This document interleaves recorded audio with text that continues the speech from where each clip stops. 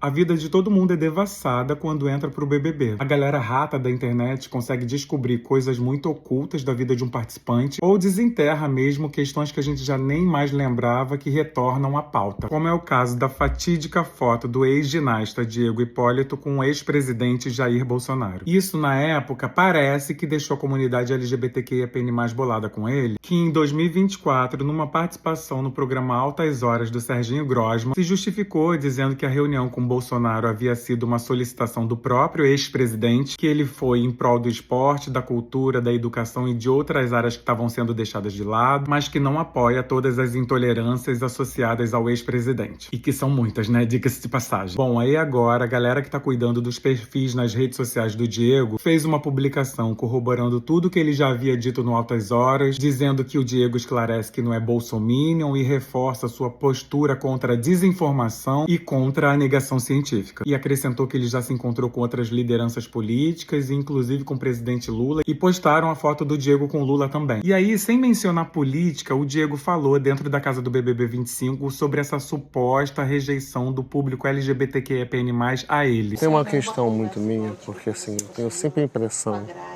no nosso público que geralmente as pessoas não gostam de mim. Eu tô falando sério, sempre acham que não gostam de mim, então geralmente... Por quê? Por A mesma ocorridos sensação de que eu coisas, tenho. coisas De, que tipo, eu fiz eu vou chegar erradas na minha lá. vida, que assim, tipo, atitudes que eu tive por conta de patrocinador, que eu acho que as pessoas não gostam de mim. Eu achei que fosse pelo seu jeito expansivo, porque isso Aconteceram incomoda. umas coisas minhas graves, externas, que Vou pesquisar. eu nunca, na realidade, me justifiquei, Manda pra porque mim. não é um hábito meu.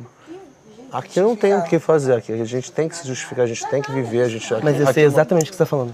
Então, eu fui rotulado em um lugar que eu não sou, que eu não estou. E por conta disso, eu sempre acho, eu tenho meus amigos gays, e eu sempre acho que as pessoas não gostam de mim.